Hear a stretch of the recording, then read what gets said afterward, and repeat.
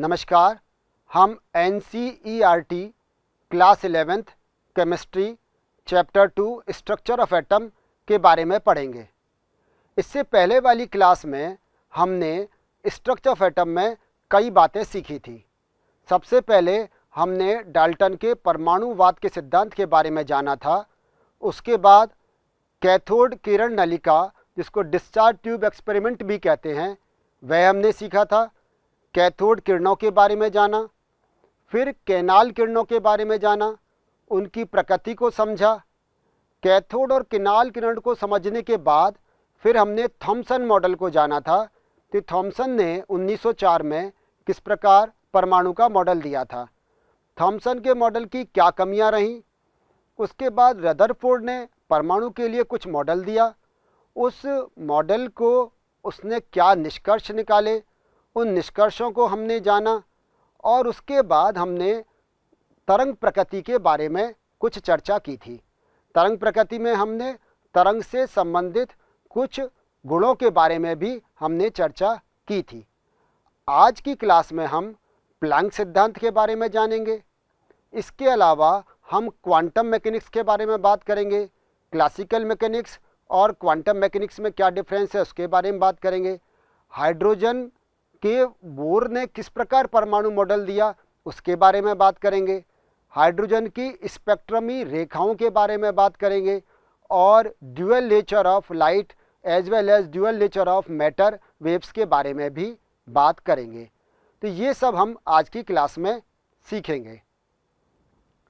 कण सिद्धांत, प्लैंक का क्वांटम सिद्धांत। मैक्सवेल द्वारा विकिरणों के लिए दिए गए विद्युत चुंबकीय सिद्धांत में माना गया कि विकिरण ऊर्जा तरंग के रूप में सतत प्रवाह है। यह सिद्धांत प्रकाश से संबंधित था, परंतु यह कुछ प्रघटनाओं की व्याख्या नहीं कर पाया। पहला, गर्म पिंड से विकिरण का उत्सर्जन, जिसे कृष्णिका विकिरण कहते हैं। दूसरा, धातु की सतह से विकिरण के टकराने पर इलेक्ट्रॉन का निष्कासन, जिसे प्रकाश विद्युत प्रभाव कहते हैं। और तीसरा, ठोसों के तापमान के फलन के रूप में ऊष्माधारिता का परिवर्तन। चौथा, हाइड्रोजन के संदर्भ में परमाणु में देखे गए रेखा स्पेक्ट्रम।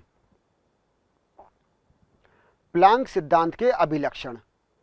परमाणु और अणु केवल विविक्त मात्राओं में ऊर्जा उत्सर्जित और अवशोषित करते हैं, न कि अनवरत रूप में। विद्युत चुंबकीय विकिरण के रूप में ऊर्जा की जिस न्यूनतम मात्रा का उत्सर्जन अथवा अवशोषण होता है उसे क्वांटम या फोटॉन कहते हैं। विकिरण की एक क्वांटम की ऊर्जा, जिसे ई से प्रदर्शित करते हैं, उसकी आवृत्ति, जिसे न्यू से प्रदर्शित करते हैं, के समानुपाती होती है। ई बराबर एच न्यू या ई बराबर एच सी अपॉन लैम्डा, और यहाँ एच प्लैंक कांस्टेंट है, जिसका मान होता है 6.626 इंटू 10⁻⁻34 जूल सेकेंड्स। इसको समझने का प्रयास करें कि ये है क्या कण सिद्धांत और क्या कहा गया है। यहाँ समझें कि पहले जब बात चल रही थी तरंग सिद्धांत की, तो ये कहा कि तरंग के बारे में हमने जाना, तरंग से एसोसिएटेड जो प्रॉपर्टीज़ थी उनके बारे में हमने जाना था। फिर क्या हुआ कि ये जो प्रकाश के लिए दिया गया था सिद्धांत, ये स्थूल कणों पर तो लागू होता था, लेकिन सूक्ष्म कणों पर लागू नहीं होता था। यानी कि बात करें हम क्लासिकल मैकेनिक्स की, जिसको चिरसम्मत यांत्रिकी कहते हैं। ये जो चिरसम्मत यांत्रिकी थी, ये न्यूटन के गति के नियमों पर आधारित थी। तो जितने भी बड़े पिंड हैं उनकी तो हम बात कर सकते हैं क्लासिकल मैकेनिक्स से, कि जैसे हम सोलर सिस्टम की बात कर लें, सूरज सेंटर में, उसके चारों तरफ ग्रह चक्कर लगा रहे हैं, तो उन गतिमान पिंडों को तो क्लासिकल मैकेनिक्स से समझा सकते हैं। लेकिन यदि हम बात करें माइक्रो पार्टिकल्स की, जो हम बात कर रहे हैं परमाणु के इलेक्ट्रॉन और प्रोटॉन की, तो उनको समझाना इस क्लासिकल मैकेनिक्स से पॉसिबल नहीं था। तो उसके लिए क्वांटम मैकेनिक्स की खोज हुई, क्वांटम यांत्रिकी की बात आई। क्यों आई, क्या कारण था कि उनको समझा सकते थे और इसको नहीं समझा सकते? तो क्वांटम मैकेनिक्स के द्वारा तो मैक्रो पार्टिकल की प्रॉपर्टीज भी बताई जा सकती हैं और माइक्रो की भी, लेकिन क्लासिकल मैकेनिक्स के द्वारा नहीं बता सकते। क्यों? क्योंकि जो मैक्रो पार्टिकल्स हैं वो आवेशित कण नहीं है। जैसे हम क्या मानो सूरज के चारों तरफ ग्रह चक्कर लगा रहे हैं, तो वो चार्ज पार्टिकल्स नहीं है। लेकिन न्यूक्लियस के चारों तरफ जो इलेक्ट्रॉन चक्कर लगा रहा है वह एक आवेशित कण है। उस आवेशित कण को हम किसके द्वारा नहीं बता सकते? क्लासिकल मैकेनिक्स के द्वारा नहीं बता सकते हैं। उसके लिए क्वांटम मैकेनिक्स की बात आई या क्वांटम यांत्रिकी की बात आई, क्योंकि वो एक आवेशित कण है और वह आवेशित कण न्यूक्लियस के चारों तरफ चक्कर लगा रहा है। तो उसमें जब हम बात कर रहे थे तो प्लांक ने कहा कि यहाँ जो ऊर्जा का अवशोषण अथवा उत्सर्जन होता है, जब मानो कोई एक आवेशित कण लोअर एनर्जी लेवल से हायर एनर्जी लेवल में जाएगा, निम्न ऊर्जा स्तर से उच्च ऊर्जा स्तर में जाएगा या उच्च से निम्न में आएगा, तो ये ऊर्जा का अवशोषण सतत नहीं होता है, बल्कि ये कैसा होता है? एक पैकेट या बंडल के रूप में होता है। प्लांक के क्वांटम सिद्धांत को आप समझने की कोशिश करो। उन्होंने कहा कि जब कभी भी कोई कण, हम बात करें इलेक्ट्रॉन की, कि वो निम्न ऊर्जा स्तर से उच्च ऊर्जा स्तर में जाएगा तो ऊर्जा का अवशोषण करेगा। और ये जो ऊर्जा का अवशोषण है ये कंटिन्यूस नहीं होगा, ये सतत नहीं होगा, ये पैकेट या बंडल के रूप में होगा। उस पैकेट या उतना बंडल या निश्चित अमाउंट की एक एनर्जी को एब्जॉर्ब करेगा और वो लोअर से हायर एनर्जी लेवल में चला जाएगा। तो ये जो निश्चित अमाउंट की ऊर्जा जो भी आवश्यक है एक एनर्जी लेवल से दूसरे एनर्जी लेवल में जाने के लिए, उसको उन्होंने क्या कहा? फोटोन कहा या उन्होंने क्वांटा कहा। अब ये जो उन्होंने फॉर्मूला दिया E=h², ये क्या था? E=h²। उन्होंने न्यू यहाँ पर आवृत्ति थी और E वो जो विकिरण उस पर डाली गई थी उस अवशोषित विकिरण की ऊर्जा है। तो ऊर्जा किसके समानुपाती है? न्यू यानी कि आवृत्ति के समानुपाती है। ऊर्जा जो विकिरण की ऊर्जा है वो आवृत्ति के समानुपाती होती है। जब इसको बराबर किया E=h², तो h यहाँ पर क्या कहा? प्लांक स्थिरांक है, जिसका मान 6.62 × 10⁻³ जूल सेकंड होता है। तो E यहाँ पर हमने इसको एक्सप्लेन करते हैं। प्रकाश विद्युत प्रभाव। इस प्रकाश विद्युत प्रभाव को आप समझने की कोशिश करें कि प्रकाश विद्युत प्रभाव है क्या। देखो, जब कोई भी मेटल हमने लिया, कोई एक धातु की प्लेट ले ली, कोई मेटेलिक प्लेट, और उस पर हमने विकिरणें डाली, उस पर रेडिएशंस डाली, ठीक है।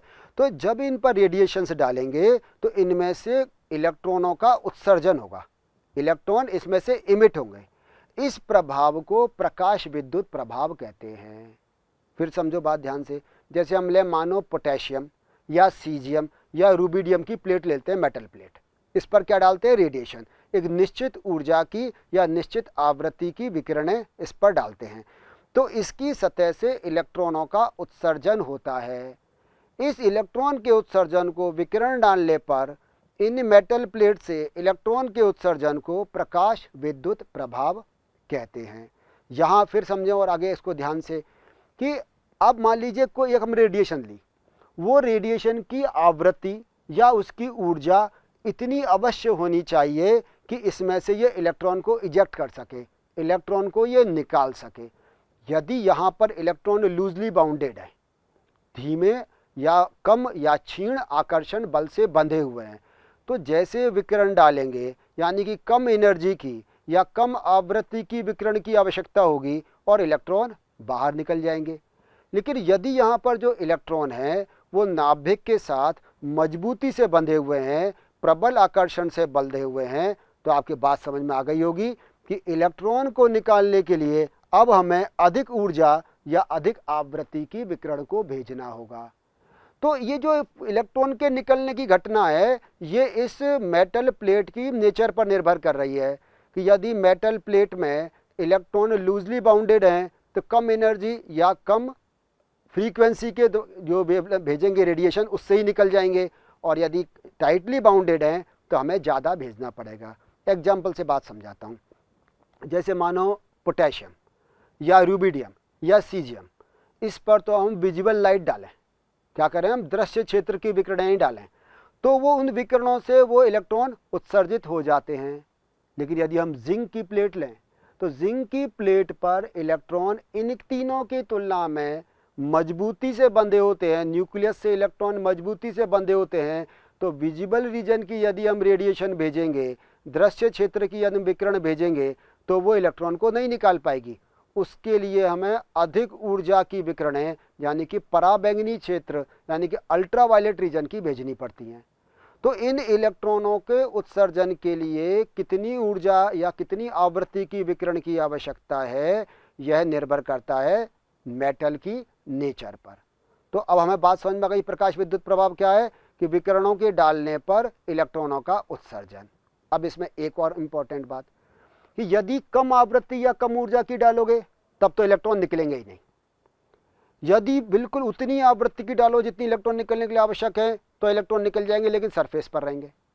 लेकिन यदि हम उससे अधिक एनर्जी या अधिक फ्रीक्वेंसी की रेडिएशन डालेंगे तो जो एक्सिस में एनर्जी या जो फ्रीक्वेंसी है वो किस में कन्वर्ट हो जाएगी, उन इजेक्टेड इलेक्ट्रॉन की काइनेटिक एनर्जी में कन्वर्ट हो जाएगी। वो उसके साथ गतिज ऊर्जा के रूप में एसोसिएटेड या सह संबंधित हो जाती है। अब आप बात समझो कि यदि ठीक उतनी ही डाली जितनी आवश्यक है तब तो इलेक्ट्रॉन निकलेंगे, लेकिन उनमें गतिज ऊर्जा नहीं होगी। तो अधिक की डालेंगे तो शेष बची हुई ऊर्जा जो निकालने की आवश्यक है वो तो उतनी ही है, लेकिन शेष बची हुई ऊर्जा उसकी गतिज ऊर्जा से संबंधित हो जाती है। और ये एक्सिस को हम हाफ mv² से रिप्रेजेंट करते हैं या गतिज ऊर्जा से। तो जो मिनिमम रिक्वायरमेंट है इलेक्ट्रॉन को निकालने के लिए वो तो कहलाती है कार्यफलन या वर्क फंक्शन, जिसको hν0 से भी रिप्रेजेंट करते हैं या hν0 भी कहते हैं। जो रेडिएशन भेजी, मान लीजिए हमने भेजी, मान लीजिए hν हमने रेडिएशन ऊर्जा वाली रेडिएशन भेजी, E = hν, तो hν हमने ऊर्जा वाली रेडिएशन भेजी। ये hν0 से थोड़ी ज़्यादा है तो क्या हो जाएगा, hν = hν0 + हाफ mv²। मतलब जितनी भेजी उसमें से वर्क फंक्शन बची हुई किसमें, काइनेटिक एनर्जी में एसोसिएटेड हो जाती है। तो ये प्रकाश विद्युत प्रभाव कहलाता है। ये इसकी कण प्रकृति को दर्शाता है। हमने शुरुआत कहाँ से की थी, कण सिद्धांत से। तो इसकी कण प्रकृति को दर्शाता है, तरंग प्रकृति को नहीं। हुआ क्या था कि ड्यूअल नेचर है, इसमें दोनों नेचर हैं। तो कण की प्रकृति को समझाने के लिए या ऐसे गुण जो कण प्रकृति से संबंधित हैं वो प्रकाश विद्युत प्रभाव है।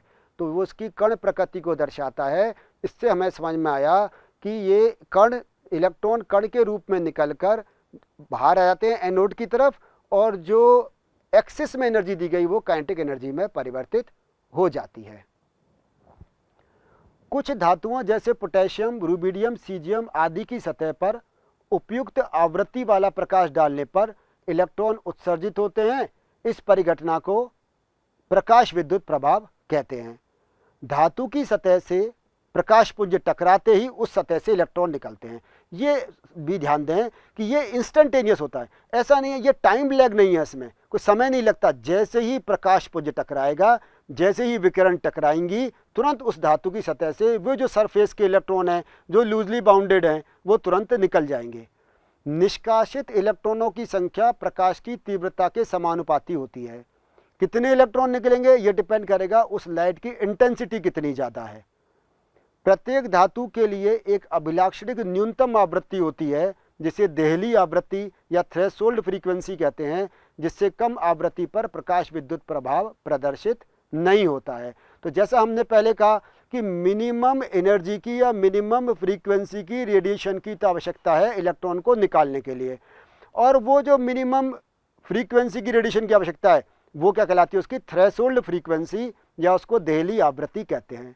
इससे कम आवृत्ति की रेडिएशन डालेंगे इलेक्ट्रॉन नहीं निकलेगा, इससे इतनी ही डालेंगे इलेक्ट्रॉन निकल जाएगा, जिसको थ्रेशोल्ड फ्रीक्वेंसी कहेंगे। और यदि इससे ज़्यादा की डालेंगे तो वो किस में कन्वर्ट हो जाएगी, काइनेटिक एनर्जी में कन्वर्ट हो जाती है। आपतित प्रकाश की आवृत्ति अधिक होने पर यह गतिज ऊर्जा में परिवर्तित हो जाती है। गतिज ऊर्जा प्रयुक्त प्रकाश की आवृत्ति के साथ साथ बढ़ती जाती है। जितनी ज़्यादा फ्रीक्वेंसी की भेजेंगे काइनेटिक एनर्जी उतनी हो जाएगी, क्योंकि वो तो फिक्स है। जो इलेक्ट्रॉन को निकालने के लिए थ्रेशोल्ड फ्रीक्वेंसी की वैल्यू है वो तो फिक्स है, वो तो निश्चित है। अब जितनी ज़्यादा की भेजोगे उतनी इजेक्टेड इलेक्ट्रॉन की काइनेटिक एनर्जी या गतिज ऊर्जा अधिक हो जाएगी। निष्कासित इलेक्ट्रॉन की गतिज ऊर्जा विद्युत चुंबकीय आवृत्ति के समानुपाती होती है। यदि टकराने वाले फोटोन की ऊर्जा hν में जो आई है रेडिएशन वो कितनी हो, उसकी ऊर्जा hν हो, इलेक्ट्रॉन के निष्कासन के लिए न्यूनतम आवश्यक ऊर्जा hν0 या hν0 हो, जिसे हम कार्यफलन या वर्क फंक्शन भी कहते हैं, से अधिक हो तो ऊर्जा में अंतर hν minus hν0 photo electron की गतिज ऊर्जा में स्थानांतरित हो जाती है। तो आपकी बात समझ में आ गई कि hν जो इंसिडेंटेड फोटोन है उसकी एनर्जी है, ये किससे ज़्यादा है, hν0 से अधिक है।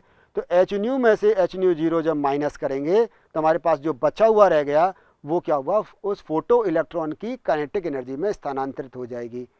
तो इसके लिए एक ऊर्जा संरक्षण का नियम दिया गया आइंस्टीन द्वारा, hν = hν0 plus half mv²। यहाँ hν क्या है, इंसिडेंटेड फोटोन की एनर्जी, hν0 क्या है, वर्क फंक्शन या इलेक्ट्रॉन को निकालने के लिए न्यूनतम आवश्यक ऊर्जा, और हाफ mv² इसकी काइनेटिक एनर्जी है। क्वांटित इलेक्ट्रॉनिक ऊर्जा स्तरों के लिए प्रमाण परमाणविक स्पेक्ट्रा। प्रिज्म से सफ़ेद प्रकाश को गुजारने पर यह रंगीन पट्टियों की एक श्रृंखला में फैल जाती है, जिसे स्पेक्ट्रम कहते हैं। लाल रंग जिसकी तरंगदैर्घ्य सबसे अधिक होती है उसका विचलन सबसे कम, तथा सबसे कम तरंगदैर्घ्य वाली बैंगनी रंग का विचलन सबसे अधिक होता है।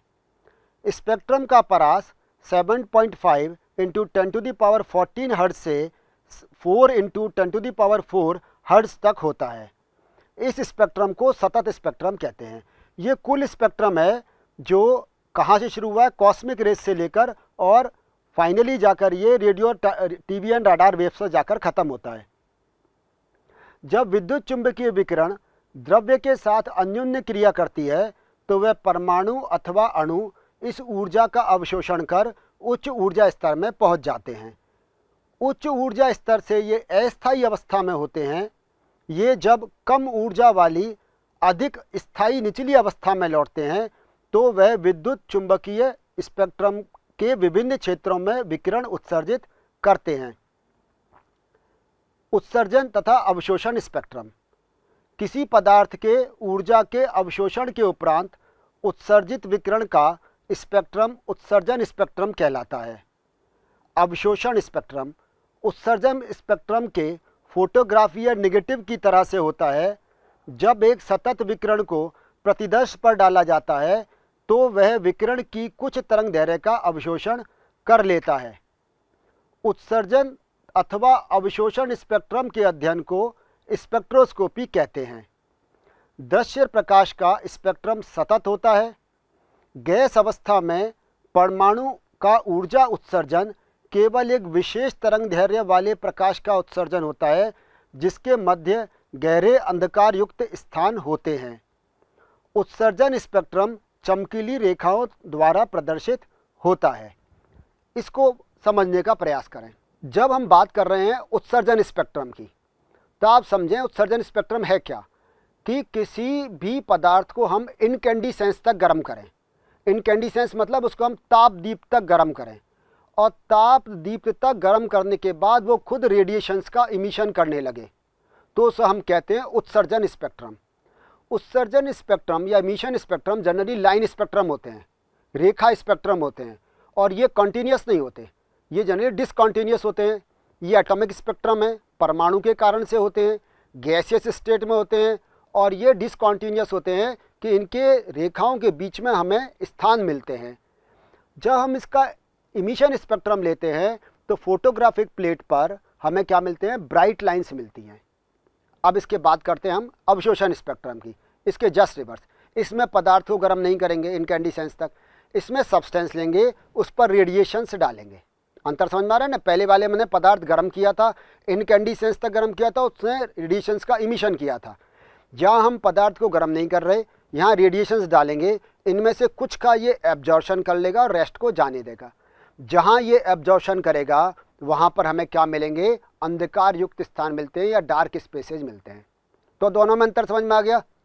वो लाइन स्पेक्ट्रम है, वहाँ ब्राइट लाइन्स मिलती हैं, यहाँ क्या मिलते हैं, डार्क स्पेसेज मिलते हैं। वहाँ पदार्थ को इनकैंडिसेंस तक गर्म करते हैं, यहाँ पदार्थ को इनकैंडिसेंस तक गर्म नहीं करते बल्कि इस पर रेडिएशंस डालते हैं। वहाँ रेडिएशंस का इमिशन होता है, यहाँ रेडिएशन का एब्जॉर्प्शन होता है। तो ये हम अंतर समझ में आया इमिशन और एब्जॉर्प्शन स्पेक्ट्रम में। तो जब कभी भी कोई इलेक्ट्रॉन लोअर एनर्जी लेवल से हाई एनर्जी लेवल में जाएगा, निम्न ऊर्जा स्तर से उच्च ऊर्जा स्तर में जाएगा तो एनर्जी का एब्जॉर्प्शन करेगा, और उसके बाद जो निकालेगा वो एनर्जी को वापस लोअर एनर्जी लेवल में आने के लिए, तो उससे वो रेडिएशंस का एमिशन करता है और उसका हम स्पेक्ट्रम प्राप्त कर लेते हैं। हाइड्रोजन का रेखीय स्पेक्ट्रम। जब हाइड्रोजन गैस में विद्युत विसर्जन किया जाता है तो हाइड्रोजन अणु वियोजित होकर उच्च ऊर्जा वाले हाइड्रोजन परमाणु देते हैं जो अलग अलग आवृत्तियों वाला विद्युत चुंबकीय विकिरण उत्सर्जित करते हैं। हाइड्रोजन स्पेक्ट्रम में रेखाओं की कई श्रेणियां होती हैं। बामर ने बताया कि यदि स्पेक्ट्रमी रेखाओं को तरंग संख्या के रूप में व्यक्त किया जाए तो हाइड्रोजन स्पेक्ट्रम की दृश्य रेखाओं को इस सूत्र द्वारा प्रदर्शित करते हैं। तरंग संख्या जिसको न्यू बार से रिप्रेजेंट करते हैं, यह है 109677 1/2 square minus 1/n square centimetre -1 बामर श्रेणी। हाइड्रोजन स्पेक्ट्रम में केवल इस श्रेणी की रेखाएं ही दृश्य क्षेत्र में प्राप्त होती हैं। रिडबर्ग ने हाइड्रोजन स्पेक्ट्रम की सभी श्रेणी की रेखाओं को इस प्रकार दर्शाया कि तरंग संख्या बराबर है 109677 1/n1 square minus 1/n2 square centimetre -1, और यहाँ 109677 रिडबर्ग कांस्टेंट कहलाता है। n की वैल्यू 1, 2, 3, 4, 5 क्रमशः ये अगर होती हैं तो 1 होने पर लाइमन, 2 होने पर बामर, 3 होने पर पाशन, 4 होने पर ब्रैकेट और 5 होने पर फंड श्रेणी कहलाती है। इसको समझें। हाइड्रोजन का इन्होंने लाइन स्पेक्ट्रम लिया, डिस्चार्ज ट्यूब में भरा, हाइड्रोजन को इन्होंने गर्म किया तो उसको वो एटम में कन्वर्ट हुआ और फिर उसका उन्होंने क्या लिया, उन्होंने लाइन स्पेक्ट्रम। अब ये कह रहे हैं कि वो जो टोटल स्पेक्ट्रम है उसमें से केवल हम क्या देख पाते हैं, विजुअल रीजन, हम केवल दृश्य क्षेत्र देख पाते हैं। वो दृश्य क्षेत्र कहाँ से है, 400 से 750 नैनोमीटर तक का। इस दृश्य क्षेत्र में जो हमें स्पेक्ट्रमी रेखाएं मिलती हैं उनको बामर श्रेणी कहा। यहाँ पर n की जो वैल्यू है वो कितनी है, वो 2 है, यानी कि यहाँ n बराबर 2 है, प्रिंसिपल क्वांटम नंबर की वैल्यू 2 है। अगर 3 से 2 में या 4 से 2 में या 5 से 2 में या 6 से 2 में आ रही हैं स्पेक्ट्रमी रेखाएं जो हमें मिल रही हैं, मान लीजिए क्या गया, इलेक्ट्रॉन ने एनर्जी का एब्जॉर्प्शन किया, हायर एनर्जी लेवल में चला गया, उच्च ऊर्जा स्तर में चला गया। अब जब वो उच्च से निम्न में आ रहा है तो यहाँ निम्न ऊर्जा स्तर कौन सा है, n = 2, n बराबर 2। अब वो 2 किस किस से आ सकता है, 3 से आ सकता है, 4 से आ सकता है, 5 से आ सकता है, 6 से आता है, या इसी प्रकार से। तो ये सभी जो स्पेक्ट्रमी रेखाएं हैं ये ही केवल हमें दृश्य क्षेत्र में दिखाई देती हैं, इनको हम बामर सीरीज कहते हैं। इसके अलावा यदि हम बात करें जो विजुअल रीजन के अलावा और हाइड्रोजन की दिखाई दे रही हैं, तो पहले हम कहें कि n बराबर 1, यहाँ क्या होगा, पहले 1 हो जाएगा, 1 से जाएगा। तो अब 2 से 1 में, 3 से 1, 4 से 1, 5 से 1 जो आएंगी, तो इस प्रकार की जो हमें स्पेक्ट्रमी रेखाएं मिलेंगी उनकी उस सीरीज को हम लाइमन सीरीज कहते हैं। बात समझ में आ गई। लाइमन सीरीज के लिए पहली वैल्यू कितनी है, 1, और बाकी जो n2 की वैल्यू वो 2, 3, 4, 5, 6 हो सकती है, तो ये लाइमन सीरीज हो गई। इसके अलावा बामर हमने समझ ली, विजुअल रीजन दिखाई दे रही है। फिर n बराबर, यदि n1 बराबर कितना है, 3 है, तो ये पाशन सीरीज कहलाती है। अगर n1 बराबर 4 है तो 4 में कहाँ से आएगा, 5 से 4 में, 6 से 4 में, 7 से 4 में, तो ये ब्रैकेट सीरीज कहलाती है। और n बराबर 5 होने पर यह क्या कहलाती है, फंड सीरीज कहलाती है। तो लाइमन, बामर, पाशन, ब्रैकेट और फंड, ये जो सीरीज हैं ये n की वैल्यू पर डिपेंड करती हैं, प्रिंसिपल क्वांटम नंबर पर डिपेंड करती हैं। n की वैल्यू 1, 2, 3, 4, 5 होने पर ये सभी सीरीज हैं। यहाँ ध्यान में रखने की बात यह है, अक्सर एग्जाम में पूछते हैं विजुअल रीजन में कौन सी दिखाई देती हैं, तो हम कहेंगे विजुअल रीजन में केवल हमें बामर सीरीज दिखाई देती है। इसके लिए जो वैल्यू हमने देखी वो 1/2 स्क्वायर माइनस 1/n1 स्क्वायर आती है। यह आप देख रहे हैं जिसकी बात कर रहा था अभी, यहाँ आपको बिल्कुल स्पष्ट डायग्राम में दिखाई दे रहा होगा। जब n = 1 है तो देखो लाइमन सीरीज कहाँ मिलेगी, ये अल्ट्रावायलेट रीजन में। इसके बाद n के बराबर 2 है तो उसको हम कह रहे हैं बामर सीरीज, और ये किस में मिलता है, विजुअल रीजन में। इसके अलावा n बराबर 3, 4, 5, 6 और इनफाइनाइट तक होने पर पाशन, ब्रैकेट, फंड सीरीज कहलाती हैं। और ये किस में मिलती हैं, इंफ्रारेड रीजन में या अवरक्त क्षेत्र में मिलती हैं। इस डायग्राम से आपको बिल्कुल स्पष्ट समझ में आ रहा होगा कि जब ये रेखाएं जो स्पेक्ट्रमी रेखाएं में मिल रही हैं, इनको लाइमर, बाबर, पास्चन ब्रैकेट और फर्न सीरीज कहते हैं। हाइड्रोजन परमाणु के लिए बोर मॉडल। हाइड्रोजन परमाणु में इलेक्ट्रॉन नाभिक के चारों ओर निश्चित त्रिज्या और ऊर्जा वाले वृत्ताकार पथों में घूमता है। इन वृत्ताकार पथों को हम कक्षा अथवा स्थायी अवस्था, स्टेशनरी ऑर्बिट या अलाउड एनर्जी लेवल्स, अनुमत ऊर्जा स्तर कहते हैं। कक्षा में इलेक्ट्रॉन की ऊर्जा समय के साथ परिवर्तित नहीं होती है तथा यदि कोई इलेक्ट्रॉन निम्न स्थायी ऊर्जा स्तर से उच्च स्थायी ऊर्जा स्तर में जाएगा तो वह ऊर्जा का अवशोषण करेगा तथा इलेक्ट्रॉन के उच्च स्थायी ऊर्जा स्तर से निम्न स्थायी ऊर्जा स्तर में आने पर वह ऊर्जा का उत्सर्जन करता है। बात आपके समझ में आ रही है? पहले बता दिया कि इसमें क्या हुआ कि एक तो न्यूक्लियस के चारों तरफ इलेक्ट्रॉन किस में घूम रहे हैं, वृत्ताकार पथों में घूम रहे हैं। ये बात समझ में आ गई। इन वृत्ताकार पथों को हम क्या कह रहे हैं? या तो हमने उसको कक्षा कहा, या स्थायी अवस्था अथवा अलाउड एनर्जी लेवल्स कहते हैं, या स्टेशनरी ऑर्बिट कहते हैं। दूसरी बात ये कि जब तक ये उस एनर्जी लेवल में रहेगा, अलाउड एनर्जी लेवल में, तब तक इसकी एनर्जी में किसी प्रकार का कोई चेंज नहीं आएगा। लेकिन जब ये लोअर से हायर में जाएगा तो एनर्जी का एब्जॉर्प्शन करेगा, जब हायर से लोअर में आएगा तो एनर्जी का इमिशन करता है। यह परिवर्तन सतत नहीं होता, जैसा कि पहले हमने सीखा था कि ये डिसकंटिन्यूअस है, ये कंटिन्यूअस नहीं है, ये पैकेट या बंडल के रूप में होता है। ई ऊर्जा अंतर वाली दो स्थायी अवस्थाओं के संक्रमण के समय अवशोषित अथवा उत्सर्जित विकिरणों को हम nu equal to delta E by h, या ई बराबर डेल्टा ई को हम लिखें E2 minus E1 upon H. तो यहाँ हम इससे प्रदर्शित करते हैं अवशोषित और उत्सर्जित में E2 E1 आपस में चेंज हो जाएंगे। तो उस आधार पर हम देख लेंगे कि पहले जो स्थायी ऊर्जा स्तर है उसकी कितनी ऊर्जा है, दूसरी की कितनी है अवशोषण के समय, और इसी प्रकार से उत्सर्जन के समय। और एच आप जानते हैं यहाँ पर प्लैंक कांस्टेंट है। और ये जो समीकरण दी गई nu equal to E2 minus E1 upon h, इस समीकरण को बोर आवृत्ति का नियम भी कहते हैं। एक इलेक्ट्रॉन का कोणीय संवेग दी गई स्थायी अवस्था में दिखाते हैं हम mvr बराबर nh अपॉन 2 ये भी बोर की एक अवधारणा थी। इस बात को ध्यान से समझें। बोर ने कहा कि इलेक्ट्रॉन केवल उन्हीं ऊर्जा स्तरों में चक्कर लगाएगा, उन्हीं ऊर्जा स्तरों में रहेगा जिनमें कि कोणीय संवेग का मान mvr equal to nh upon 2 होगा, और यहाँ n की वैल्यू 1 2 3 4 आदि हो सकती है। एक इलेक्ट्रॉन केवल उन्हीं कक्षाओं में घूम सकता है जिनमें कोणीय संवेग का मान h अपॉन 2 का पूर्णांक गुणज होता है, या n की वैल्यू 1 2 3 4 होगी, ये फ्रैक्शन में नहीं हो सकती है। इलेक्ट्रॉन के लिए स्थायी अवस्थाओं को n इक्वल टू 1 2 3 4 से व्यक्त करते हैं, और इन पूर्णांकों को हम प्रिंसिपल क्वांटम नंबर या मुख्य क्वांटम संख्या भी कहते हैं।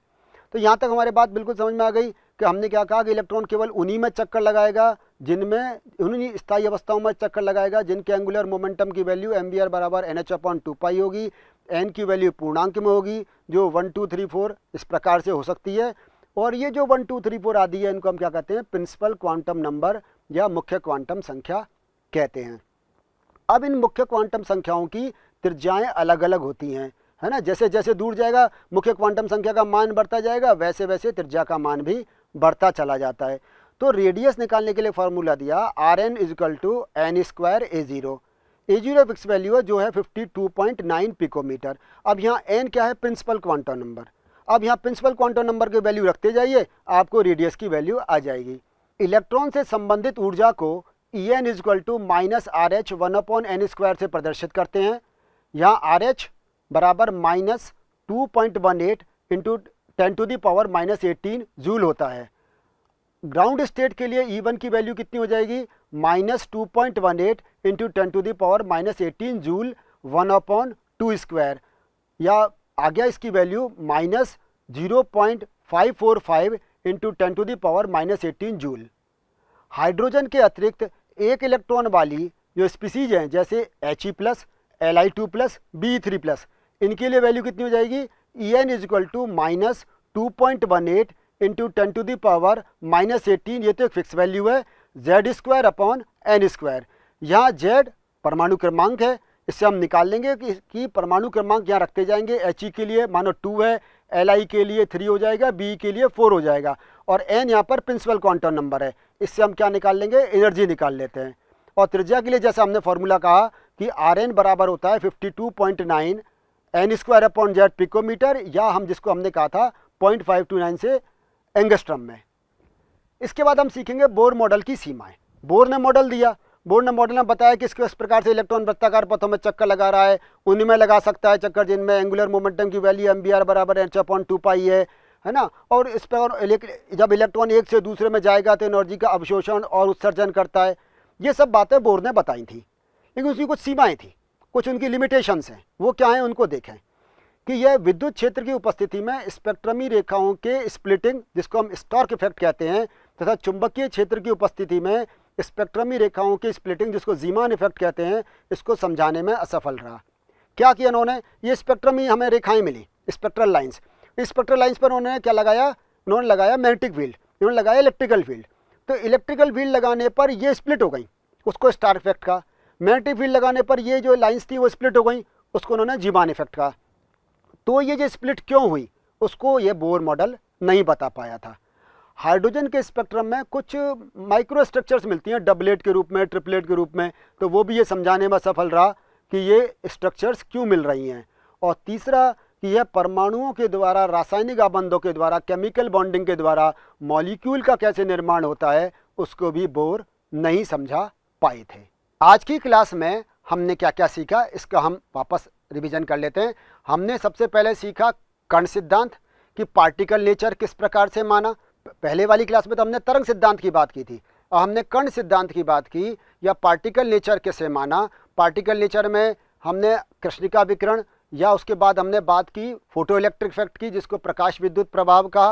और उसके द्वारा हमने ये सीखा कि उसका कण नेचर या कण प्रकृति उसकी होती है। और उसके बाद हाइड्रोजन के लिए हमने स्पेक्ट्रमी रेखाओं को देखा, हाइड्रोजन के स्पेक्ट्रम देखे, और स्पेक्ट्रम में जो स्पेक्ट्रमी रेखाएं मिली, जो हमने कहा कि लाइमन, बामर, पास्चन, ब्रैकेट और फ्रंट सीरीज जो है उसको हमने समझा। और हमने उसमें यहाँ भी इस बात पर विशेष जोर दिया था कि दृश्य क्षेत्र में हमें केवल बामर सीरीज दिखाई देती है। तो इस पूरी क्लास में उसके बाद हमने बोर मॉडल की कुछ सीमाओं के बारे में जाना कि बोर ने मॉडल तो दिया, बोर ने बताया कि परमाणु की संरचना किस प्रकार से हो सकती है। नाभिक के चारों ओर इलेक्ट्रॉन वृत्ताकार पथों में चक्कर लगाते हैं, और उसके बाद एक एनर्जी लेवल से दूसरी में जाते हैं तो अवशोषण करते हैं, और ऊपर से नीचे आते हैं तो वो उत्सर्जन करते हैं। इलेक्ट्रॉन केवल उन्हीं ऊर्जा स्तरों में चक्कर लगा सकते हैं जिनमें कोणीय संवेग का मान mvr/nh/2π होता है। तो बहुत सारी बातें बोर ने बहुत अच्छी तरह से सिखाई, और उन्होंने परमाणु मॉडल दिया, लेकिन उनकी कुछ सीमाएं थी। वो उन बोर की सीमाओं को भी हमने इस कक्षा में सीखा था। हम आगे की कक्षाओं में जो हम देंगे उसमें हम हाइजेनबर्ग का अनिश्चितता का सिद्धांत सीखेंगे, हम श्रोडिंजर तरंग समीकरण के बारे में जानेंगे, हम स्ट्रक्चर ऑफ ऑर्बिटल्स के बारे में जानेंगे। अभी तक के लिए इतना ही, धन्यवाद।